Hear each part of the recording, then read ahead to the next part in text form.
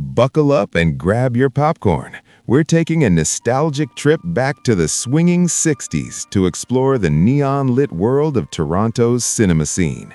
From the birth of the first multiplexes to the smoky air of art houses, here is the history of movie theaters and drive-ins from 1960 to 1969. 1960, the changing of the guard. The decade kicked off with a massive corporate consolidation as B&F theaters vanished from the listings, swallowed whole by the famous Players empire. November 11th, double the pleasure. The Little Cinema Twin made its grand debut via 20th Century Theaters, offering an upscale experience with reserved seating and highbrow art films. The Comeback Kid. The Radio City Theater polished its marquee and officially reopened its doors. Identity crisis. The Odeon Drive-In decided on a more local vibe, rebranding itself as the Brampton Drive-In. The Split. 20th Century Theaters officially cut ties with the owners of the Review. The Final Curtain. Over in Etobicoke, the Rex, Minco, was shuttered by 20th Century. 1961. Takeovers and trends. This year was defined by big moves, most notably famous players seizing control of 20th Century Theaters, though they'd keep the 20th Century name alive until 1980. November 16th. Oakville's Century Theater got a fresh look and a new name, the Odeon. November 3rd. The Arcade Theater opened its doors, catering to the fast-paced crowd with 2 screens dedicated to shorts and newsreels.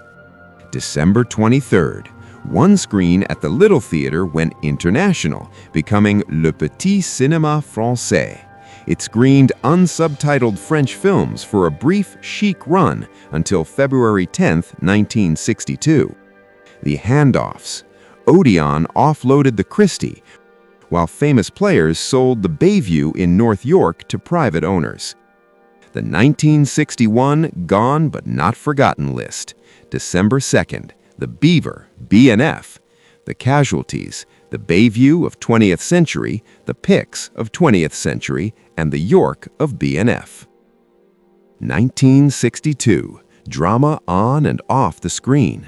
1962 brought literal sparks to the cinema scene. January 2nd, the Bayview in North York rose from the ashes as the Fine Arts Theater. The Great Blaze. Disaster struck on April 15th when a careless smoker's cigarette ignited a $75,000 fire. The theater was forced to close for a massive restoration, eventually reopening on August 15th. September 7th. The Astor opted for a cosmopolitan vibe, rebranding as the New Yorker. November 8th, 20th Century took over the Arcade, transforming it into the Little Cinema.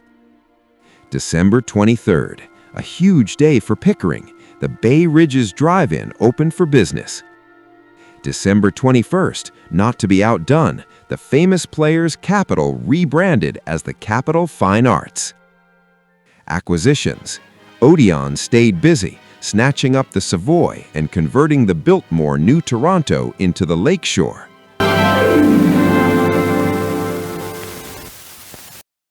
The 1962 closures. The Arcade 1 and 2, the Casino, Le Petit Cinéma Français, February 10th, and the Oakwood.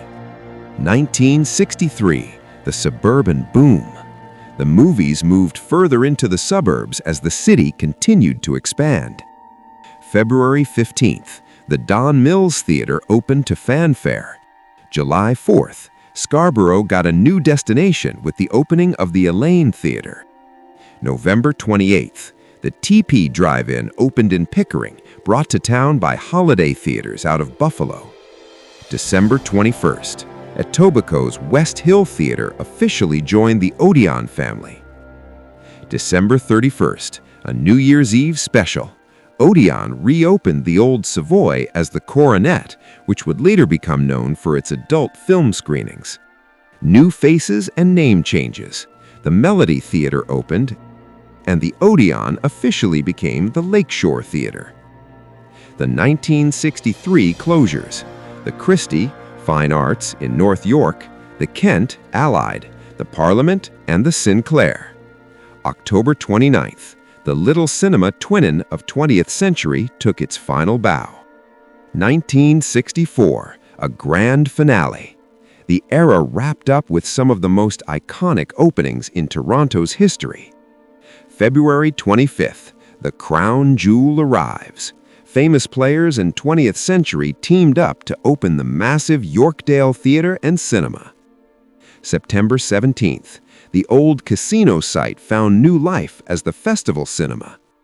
Christmas Day, Etobicoke received a holiday gift with the opening of the Odeon Albion. Corporate Shuffle, the Capitol Fine Arts moved from Famous Players to 20th Century.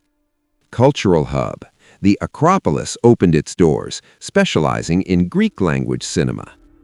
Expansion, Odeon added the Elaine in Scarborough to its growing roster. The 1964 closures: the Bonita, the Gay, the Melody, and the Biltmore in New Toronto.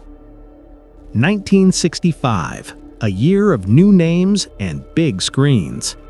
The year started with a makeover at 1473 Queen West, where the Odeon Theatre shed its old skin to be renamed the Lakeshore by Oakville. Meanwhile, the Glendale Theatre went big, really big, by introducing the immersive spectacle of Cinerama. Look out! Here comes the biggest Bond of all.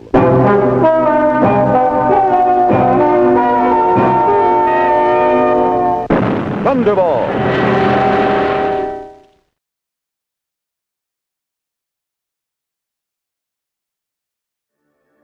But as the reels kept spinning, we said a final goodbye to a few local legends. May 23rd, the festival dimmed its lights for the last time.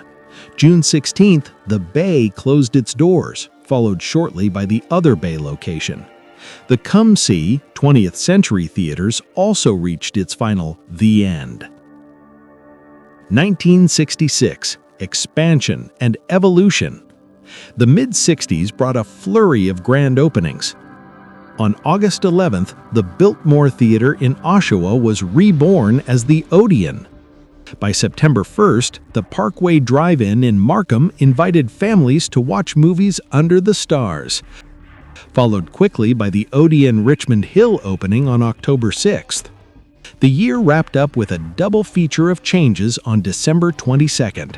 The Curtain Theatre was drafted into the 20th Century family for movies. The 20th Century Midtown officially rebranded as the Capri. Innovation was in the air at the Famous Players Hollywood Theatre, which began experimenting with splitting the bill by showing different movies on its two screens. Sadly, the Prince of Wales, Famous Players, and the Scarborough Theatre, 20th Century, took their final bows this year. 1967, art houses and corporate cool. As Canada celebrated its centennial, the movie scene got sophisticated. On April 28th, the Cinecity Art Cinema opened for the highbrow crowd.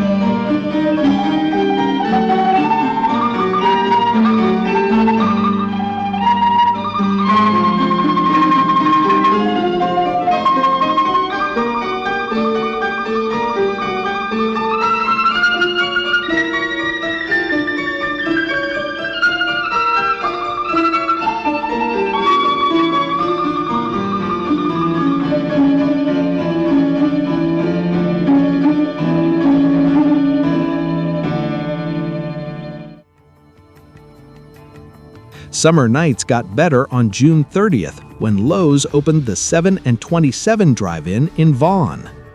The most stylish entry of the year arrived on October 28th, the cinema at the Toronto Dominion Centre. Built by famous players, its lobby was so sleek it looked like a corporate boardroom. Elsewhere, National General Cinemas launched the Plaza in Oakville, and Allied handed over the keys to the Mount Pleasant Theater.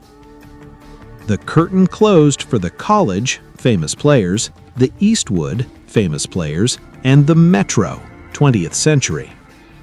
1968, the rise of the multi-screen. The trend toward more is more continued on July 19th when 20th Century reopened the Westwood as a two-screen destination. By November 29th, North York joined the party with the grand opening of the Thorncliffe Cinema. In the city's heart, the old Garden Theater got a second lease of life, reopening its doors as the Electra. However, we lost two staples. The Odeon at 1473 Queen West, now under 20th Century, closed on October 14th, followed by the State. 1969, the grand finale of the decade. The decade ended with a bang and a massive corporate shift as 20th Century Theaters took over all Lowe's locations across Canada. The year was packed with transformations. On April 3rd, the Alhambra was polished up and reopened by famous players as the Baronet. On September 15th, the Silent Cinema opened for those craving the classics. On October 31st, spooky season brought the Odeon Sheridan Twin to Mississauga. On November 7th, famous players doubled down in North York with the Town and Country Twin. On November 21st, Scarborough got in on the action with the Cedarbrae Theaters 2. On December 10th, Cinema 2000 opened its doors. It became famous for dodging the censors by switching from film to videotape in later years. On December 17th, the Electra pivoted again, becoming Cinema Lumiere. Christmas Day, a holiday gift for moviegoers. Odeon opened the York Twin, and 20th Century unveiled Uptown One, the very first phase of what would become a legendary 5-screen complex. Amongst all the excitement, the Shoppers Cinema in Bramalea opened on Christmas Eve, later joining the premiere circuit. While in Uxbridge, the Rio Theater quietly rolled its final credits. What a decade for the silver screen! From the glow of the drive-in to the luxury of the downtown Twin, the 60s changed how Toronto watched movies forever. Thanks for watching. If you enjoyed this trip down memory lane, don't forget to like and subscribe for more deep dives into cinema history. Remember Toronto's movie palace is grand. Woo! The greatest shows in all the land, with velvet curtains and a silver screen so bright, bringing you magic and cinematic light for a wonderful time you'll always adore. Go to the movies. Go to the movies. Go to the movies once more.